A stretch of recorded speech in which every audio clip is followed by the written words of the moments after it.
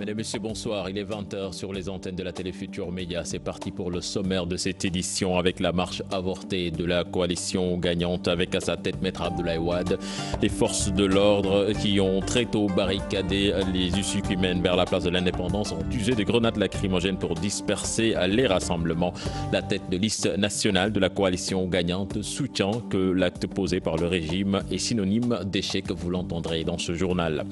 Les échos de la campagne électorale, c'est à suivre également dans cette édition. Nos rubriques habituelles, Moi député, Sénégalais lambda et la campagne 2 qui s'intéresse aujourd'hui à la tête de liste de la coalition Oser l'avenir. Les protestations de Seydi Gassama devant l'ambassade de Turquie. Le droit de l'homiste dénonce l'arrestation de ses collègues en Turquie. Il invite l'État du Sénégal à revoir ses relations avec ce pays. Voilà le sommaire de cette édition. Tout de suite, le développement.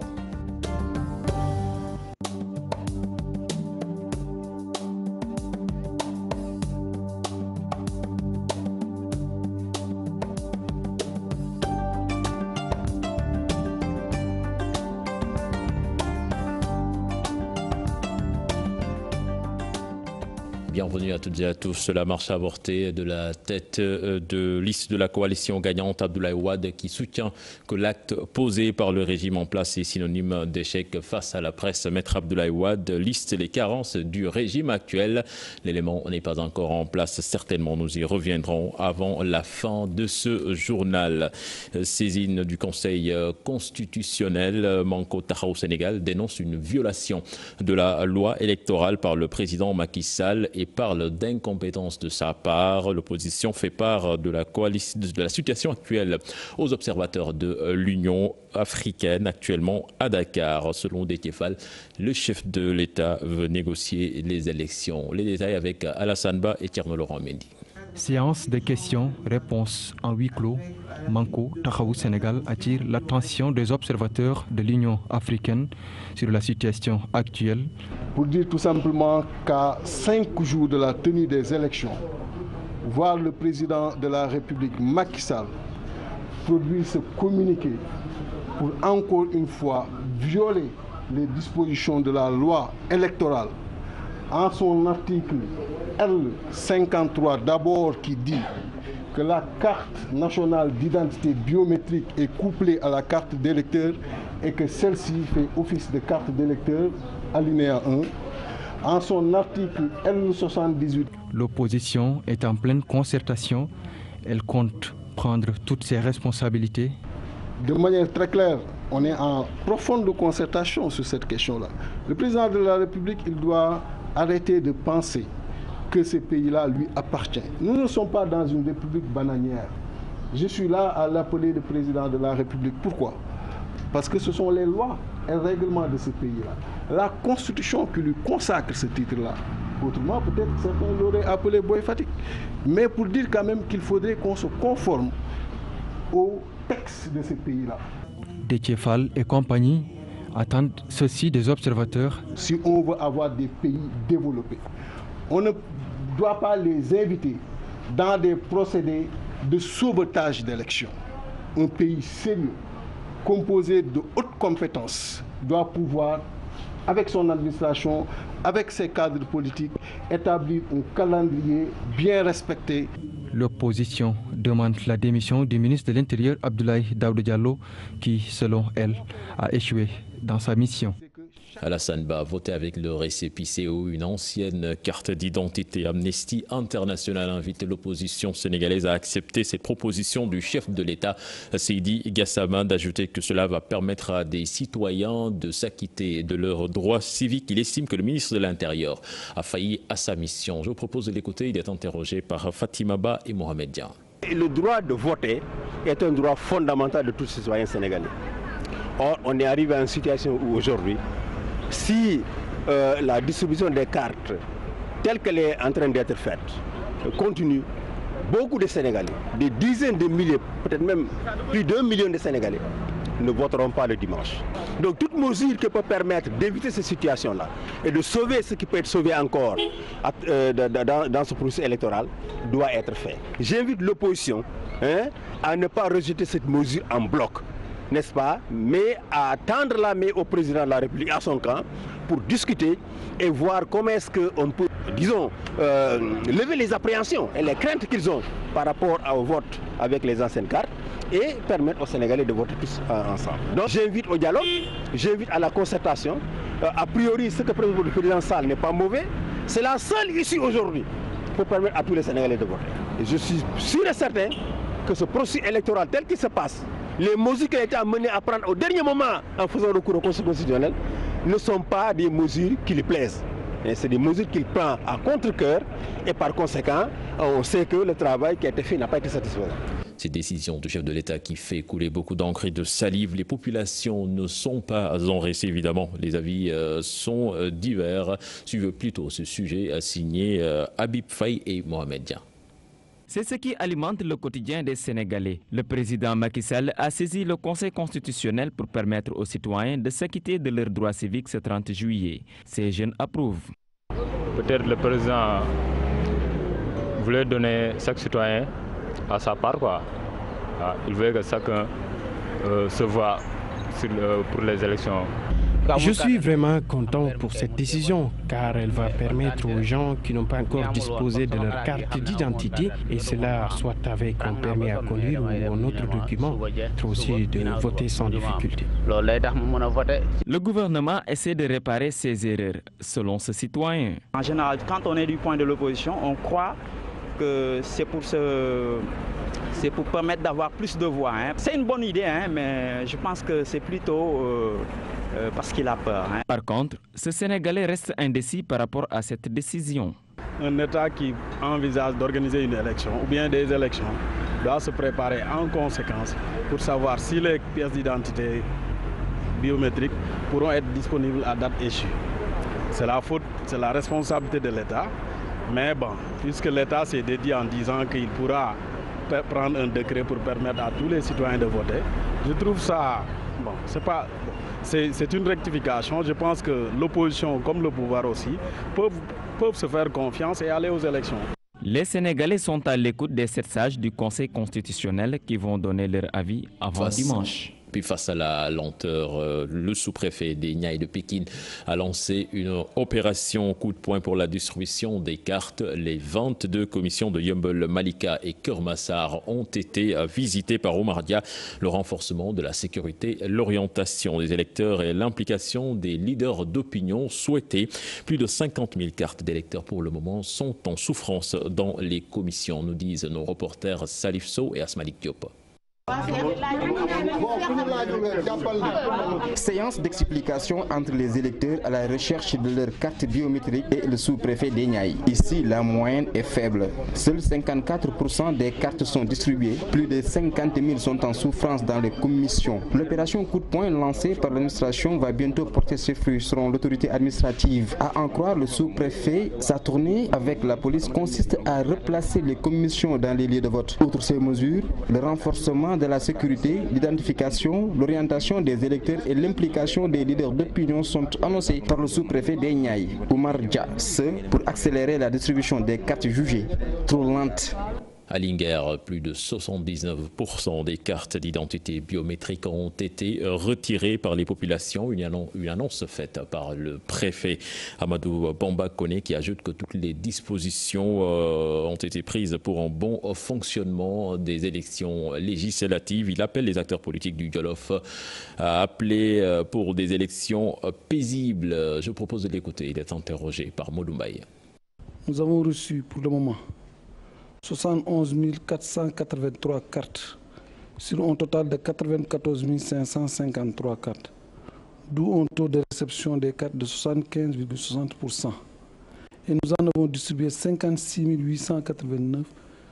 Les cartes restantes sont de l'ordre de 14 594, d'où un taux de 79,58%. Les hautes autorités de l'État ont multiplié les commissions d'itinérance. Et les populations sereinement doivent de recevoir leurs cartes. C'est la raison pour laquelle j'en appelle à la sérénité des populations pour aller retirer massivement des cartes. À l'endroit des élections, nous voudrons vraiment lancer un appel à toutes les parties prenantes pour avoir des élections calmes, transparentes, mais surtout apaisées. Je crois que la vie du Sénégal ne s'arrête pas au 30 juillet. Et nous avons une longue tradition démocratique en ce qui concerne l'organisation d'élections libres et transparentes. À Linguère, toujours dans la commune de Boula, la situation est tout autre. Les 40% des populations n'ont pas retiré leur carte d'identité biométrique. Le maire Aboubakry Sow demande l'utilisation des anciennes cartes d'électeurs pour permettre à ses habitants de faire correctement leur devoir civique le 30 juillet prochain. Je propose de l'écouter. Il est toujours interrogé par Moudoubaï. Plus de 40% des électeurs n'ont pas encore reçu leur carte d'électeur. Et je crois que d'ici dimanche, il n'est pas sûr qu'ils puissent recevoir leur carte d'électeur. Là, nous interpellons vraiment le président de la République et les autorités gouvernementales pour qu'on puisse prendre une décision pouvant permettre à ceux qui sont inscrits et qui disposent de leur ancienne carte d'électeur et qui figurent sur la liste électorale, qu'on puisse leur permettre de voter, parce que voter est un acte citoyen que tout le monde doit pouvoir faire. Parce qu'il n'est pas évident qu'ils puissent retirer leur carte d'ici dimanche. Et ils ont le droit de voter comme tout le monde. Je vous l'annonçais en début de journal, la marche avortée de la tête de liste de la coalition gagnante, Abdoulaye Wade, soutient que l'acte posé par le régime en place est synonyme d'échec. Face à la presse, Maître Abdoulaye Wade a listé les carences du régime actuel. Compte rendu signé à Chertigan John et Pape Sangone Mbaye. Marche avortée de Maître Abdoulaye Wade, le pape du Sopi, soutient que le régime en place est crispé et affolé. Pour lui, sa sortie est une réussite totale. Qu'est-ce qu'il y a dans cette loi que vous évoquez? Avant, pour se réunir, il fallait une autorisation. Je dis non, ce n'est pas démocratique, ce n'est pas républicain. S'il nous indique un chemin de déviation, prenons le chemin de déviation. Mais croire qu'il faut indéfiniment nous interdire les réunions, comme ça avec quelques grands lacrymogènes nous demander d'aller chez vous, chez nous, non, ils se trompent. Pour le scrutin de dimanche prochain, Maître Abdoulaye Wade soutient que l'ordonnance du président de la République a une disposition du code colonial. Ce document, qui va le délivrer? C'est-à-dire que l'autorité qui va délivrer ce document sera certainement l'administration. Il ne va pas confier ça à l'opposition parce qu'il n'a pas confiance. Eh bien, cette autorité remplace la commission d'inscription sur les listes électorales pour ces personnes qui n'ont jamais été inscrites. Ce qui est illégal, parce que le texte qui régit les inscriptions sur les listes électorales, c'est une loi.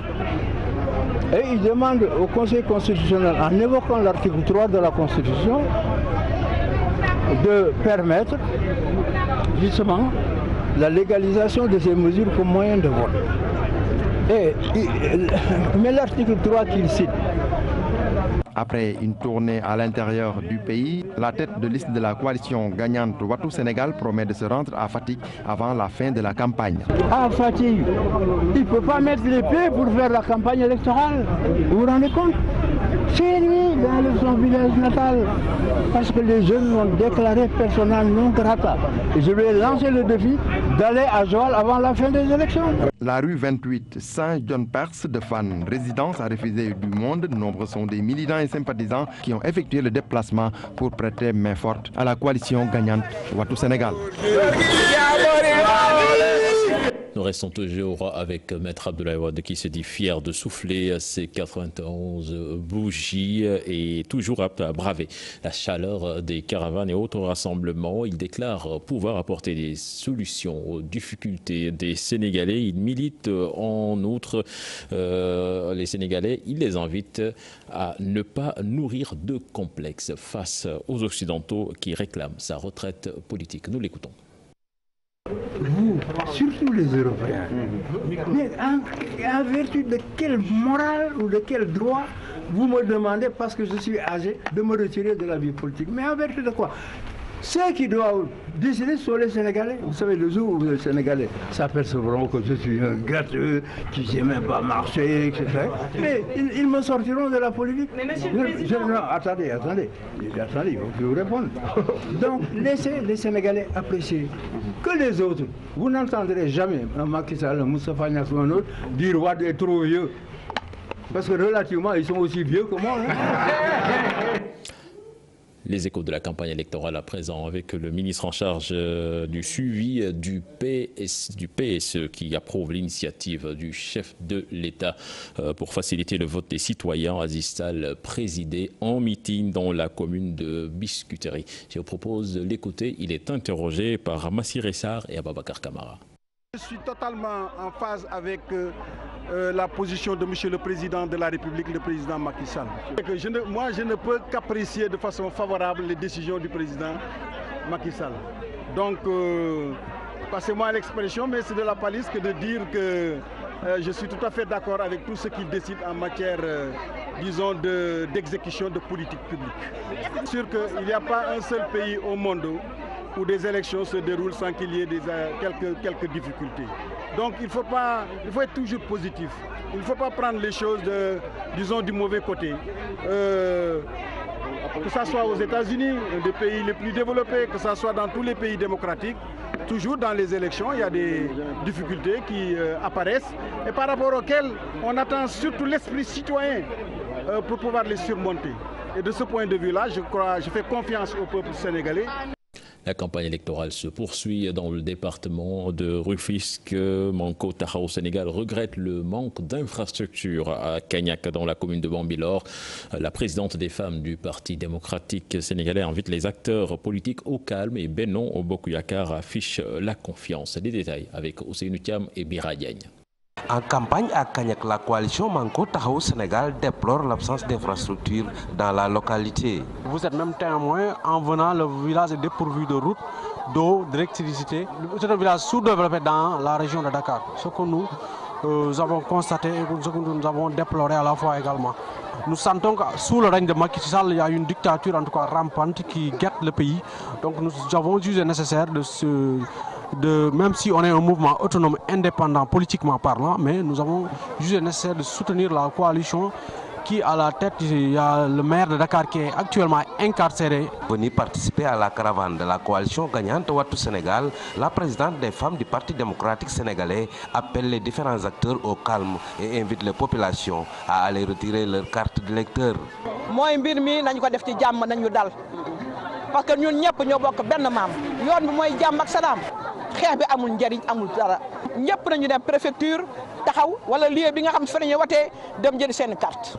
Même appel au mouvement Gunge Macky. Le Premier ministre vient d'exclure toute idée de report et le gouvernement est en train de prendre toutes les dispositions nécessaires pour que les citoyens puissent recevoir leur carte électeur et que le scrutin se déroule dans d'excellentes conditions.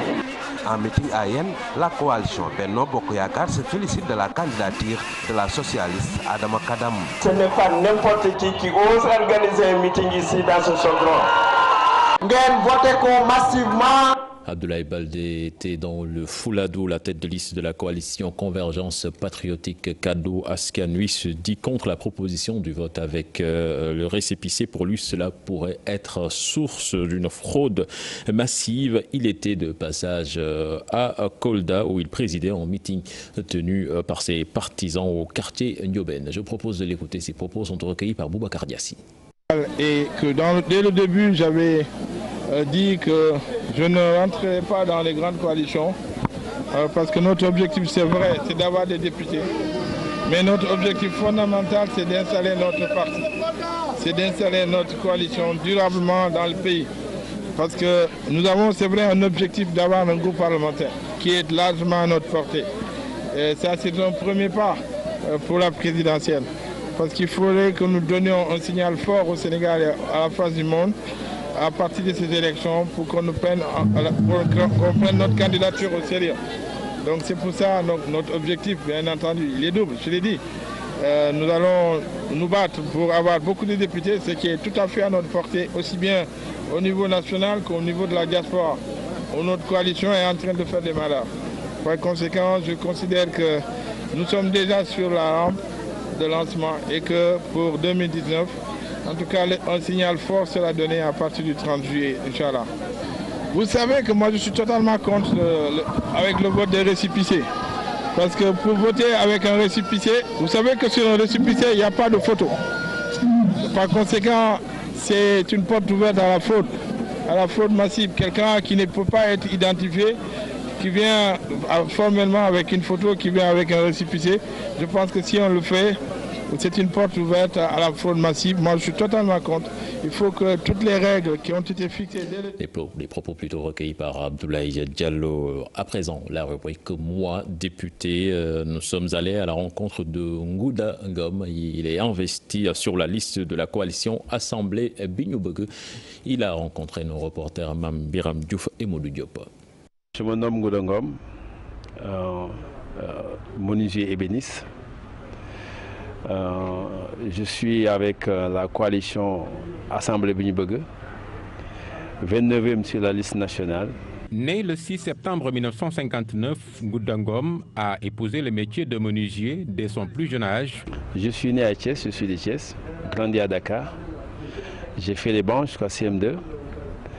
Et après l'école CM2, je me suis lancé sur l'apprentissage de la menuiserie précisément.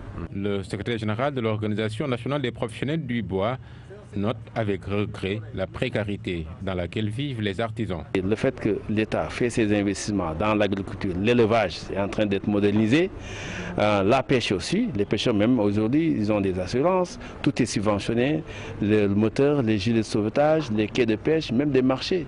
Mais nous les artisans, cela nous a révoltés. C'est la raison pour laquelle aujourd'hui on est là pour essayer de relever les défis à travers la politique, parce qu'on est dans un pays politique où quand on ne fait pas la politique, on ne vous écoute même pas. On a milité longtemps, pendant des années, moi que je vous parle, j'étais élu depuis 1991 à la Chambre des métiers de Dakar. J'ai milité dans toutes les organisations socio-professionnelles du Sénégal. Une occasion de faire rayonner un secteur auquel il tient tant. Non seulement changer, voter des lois, changer certains règlements intérieurs de l'Assemblée nationale, et former aussi les députés, savoir ce qu'il faut dire, comment défendre tes idées, comment intervenir. Et là, en ce moment-là, c'est une formation qui sera continuelle. Et l'objectif, c'est quoi? Avoir un député exemplaire. Il dit être fier de lui car se consacrant comme il se doit à sa famille. Je suis marié depuis 1984. Vous avez des enfants? J'ai des enfants. Grâce à mon métier, j'essaie de tenir ma famille. La campagne de À présent, nos reporters ont rendu visite à la famille de Maître Aïssata Tall Sall, tête de liste nationale de la coalition Oser l'avenir. Ramatoulaye Tall et Aboubakry Baro, deux de ses proches, estiment que c'est une combattante. Alassane Ba, Laurent Mendy.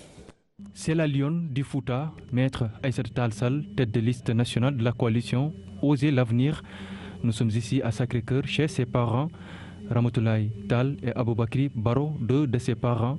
C'est avec beaucoup de lucidité qu'ils suivent sa campagne. Nous la suivons de très près, aussi bien au niveau de la RTS, mais également au niveau des réseaux sociaux, au niveau de la presse locale. Et sur le terrain également, nous sommes tout à fait présents. J'ai noté un dynamisme, une réactivité, une proactivité de sa part, sa capacité à drainer des foules. Une femme bien connue dans le landerneau politique qui a eu également à siéger à l'hémicycle. Vous êtes sans savoir que c'est une dame très éloquente, qui maîtrise des sujets qu'elle débatte, qui connaît très bien ce pays. Pour avoir occupé un ministère clé, celui de la communication sous le magistère du président Abdou Diouf.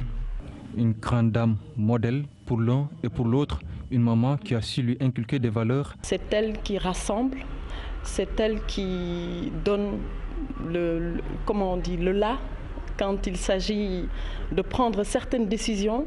C'est une femme qui le fait avec beaucoup de consensus, parce que quand on la voit, on se dit c'est elle qui décide de tout. Mais en réalité, quand elle est en famille, elle tient compte des positions de chacun et de chacune. Au-delà de liens de parenté qui me lient à elle, je suis son collaborateur. J'ai eu à vous le dire tout à l'heure, j'ai travaillé avec elle. Et au moment où je vous parle, je travaille avec elle. Elle m'a inculqué beaucoup de valeurs dont j'ai eu à faire état tout à l'heure. La rigueur, l'honnêteté, la compétence. Un message à sa grande sœur. Quel que puisse être difficile le chemin, comme elle le dit souvent, ce sera la victoire. Sénégalais lambda et campagne électorale à la rencontre des bijoutiers. Cheikh Thiam porte leur parole. L'artisan exige plus de considération aux parlementaires avec l'appui de ces derniers. Il souhaite la mise en place d'un comptoir de dernière génération au Sénégal.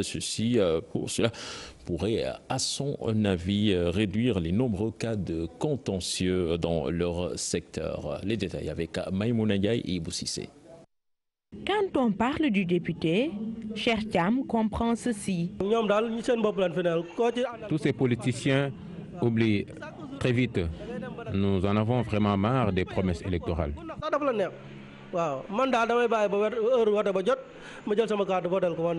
Le nombre de parlementaires à l'hémicycle, le budgétier se désole. Le nombre de députés est énorme. Le Sénégal n'a pas besoin de tous ces élus. C'est des charges supplémentaires. Il faut qu'on revoie les choses. Aux députés de la 13e législature, l'artisan réclame un comptoir digne de ce nom au Sénégal.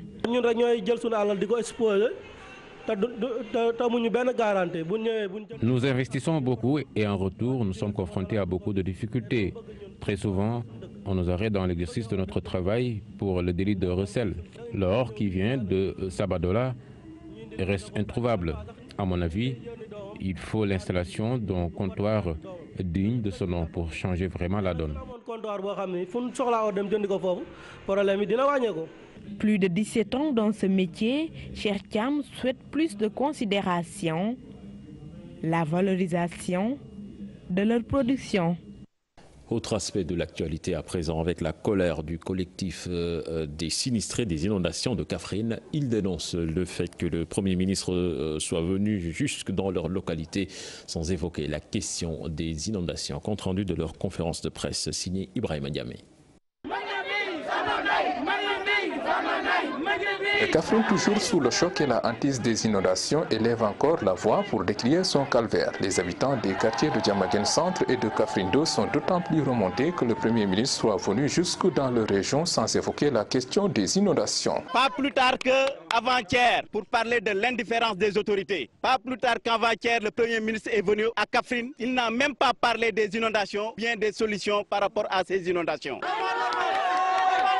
Il appartenait aux autorités locales qui ont accueilli le ministre de porter le plaidoyer, mais elles ne l'ont pas fait, déplorent les protestataires. Nous avons des autorités ici à Kaffrine qui aspirent nous représenter dans l'Assemblée nationale. Ces gens-là n'ont pas parlé de ce problème-là devant le Premier ministre, peut-être parce qu'ils ne veulent pas que le Premier ministre ait une idée néfaste par rapport à cette position-là. Ceci est vraiment indigne d'autorités qui veulent représenter toute une ville. Par conséquent, ils ont décidé tout bonnement de ne pas aller voter le 30 juillet prochain. On ne peut pas voter pour des gens qui ne sont pas prêts à défendre les problèmes de Kaffrine.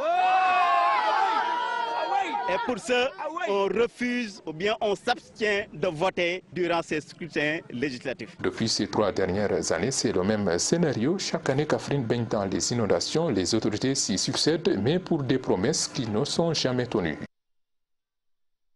Puis la marche des populations de Ndimbana, une localité située dans la commune de Diatakunda. Ce village souffre de problèmes d'électricité et d'eau potable. Les détails avec nos correspondants sur place, Bakary Conté et Salah Samb. Ndimbana, situé dans le Balantokunda, manque de tout. Pas de poste de santé, difficile d'effectuer les évacuations sanitaires. Nous souffrons, nous avons beaucoup de problèmes. Et ces problèmes sont d'abord, les priorités d'abord c'est la santé. Un village qui gravite autour d'une population de 3000 habitants est dans cette situation lamentable en domaine de santé. Nous n'avons pas de case de santé équipée, pas d'hôpital. Donc nous demandons à l'État de nous... Djibana est très enclavé. Les populations demandent la construction des routes et un forage. Nous sommes dans une localité très enclavée dans le domaine de l'accès à la RN6, c'est-à-dire la route qui va relier Djibana à la nationale 6. La priorité des priorités, nous sommes confrontés à un problème d'eau. source de vie. Une population comme celle de Djimbana a tous les problèmes d'avoir de l'eau potable. C'est la croix et la bannière. Elles sont dans des difficultés. Elles se lèvent vers les coups de 4 h du matin et allaient se regrouper autour du point d'eau qui est là-bas, le puits là. Et c'est tout à fait des problèmes. Donc nous demandons à l'État de nous venir en aide. Les populations réclament aussi de l'électricité. Avec l'avènement de la technologie, on ne peut pas faire quoi que ce soit actuellement sans pour autant accéder à l'électricité. Ces populations du Balantacounda, très en colère, demandent au gouvernement de réagir le plus rapidement possible pour le développement de leur localité. Retour à Dakar, motivation et difficulté d'exécution des décisions de juges, c'est le thème choisi pour échanger autour du dialogue juge du fond et juge de droit. L'objectif de cette rencontre est de mieux harmoniser leurs décisions de justice. Compte rendu signé Ibou Diouf et Pape Sangone Mbaye. Comment harmoniser les décisions, les interprétations de la règle de droit par les juges? Une rencontre d'échange pour diminuer les incompréhensions entre les juges du droit et les juges de fond. Les juges du fond, c'est en premier lieu le tribunal d'instance, la nouvelle appellation de l'ancien tribunal départemental. Et au-dessus du tribunal d'instance, il y a le tribunal de grande instance et ensuite la cour d'appel. Ce sont ces juridictions-là que nous appelons les juridictions de fond, tandis que nous, juges de la Cour suprême, nous sommes les juges du droit. Dialogue juge de droit, juge de fond, la Cour suprême exerce dans le cadre de sa fonction de régulation la mission d'assurer une unité de l'interprétation de la règle de droit. Et pour harmoniser nos positions, puisque vous le savez, l'organisation judiciaire du Sénégal a placé la Cour suprême en haut de la pyramide. Comment identifier clairement les motifs de l'arrêt de la Cour suprême? Une question qui figure également dans les échanges pour combler de manière satisfaisante les lacunes décelées dans les décisions. Pour parvenir à obtenir la sécurité juridique, il faut que la règle de droit soit appliquée de la même manière partout au Sénégal. Et donc c'est pour éviter les divergences d'interprétation qu'on a institué la Cour suprême et que nous avons décidé périodiquement chaque année de nous réunir avec nos collègues pour discuter des difficultés d'interprétation. Le dialogue juge de droit, juge de fond, une réflexion approfondie sur cette problématique pour mieux harmoniser les positions. La rencontre a permis aussi d'échanger sur le rôle de l'information et de prévention sur les recours en cassation. Puis Seydi Gassama, Lémé, attaché devant l'ambassade de Turquie pour dénoncer la dictature de Tayyip Recep Erdogan. Ce après l'arrestation de ses collègues droits de l'homme en Turquie. Amnesty International invite l'État du Sénégal à revoir ses rapports avec l'État turc. Fatima Ba Mohamed Dian pour plus de détails. Le geste est symbolique. Seydi Gassama les met attachés devant l'ambassade de Turquie. Le droit de l'homiste vient ainsi témoigner son soutien à ses collègues arrêtés en Turquie par le président Recep Tayyip Erdogan. Nous avons attaché le nommé parce que c'est exactement comme ça que nos collègues ont été menottés. On les a trouvés en séminaire, on les a menottés et on les a menés en prison en les accusant, n'est-ce pas, d'appartenir à un mouvement terroriste et de soutenir un mouvement terroriste armé. Nos collègues, il y a nos collègues d'Amnesty, le président d'Amnesty Turquie, Taner Çelik, il y a aussi la directrice Edil Ezer, mais c'est l'ensemble des responsables des ONG de droits humains en Turquie qui sont aujourd'hui en prison. Depuis le coup d'État de la nuit du 15 au 16 juillet 2016, Recep Tayyip Erdogan soupçonne toute personne qui n'est pas de son parti comme appartenant au mouvement de Fethullah Gülen. Des centaines de magistrats, des centaines d'avocats, des centaines de journalistes. L'armée a été purgée de toutes les personnes soupçonnées d'être des membres de Fethullah Gülen. Amnesty International invite l'État du Sénégal à revoir ses rapports avec la Turquie. Le Conseil de sécurité de l'ONU est également interpellé. Donc il est temps que la communauté internationale saisisse le danger qui guette la démocratie, le danger qui guette les droits humains à travers les agissements dictatoriaux de Recep Tayyip Erdogan. Et nous appelons l'État du Sénégal à ne pas céder et prêter le flanc à cette dictature, en l'occurrence en fermant les écoles Yahou Selim, parce que c'est le desiderata de M. Recep Tayyip Erdogan. Yahoo Selim est une école performante, c'est l'un des fleurons du système éducatif sénégalais.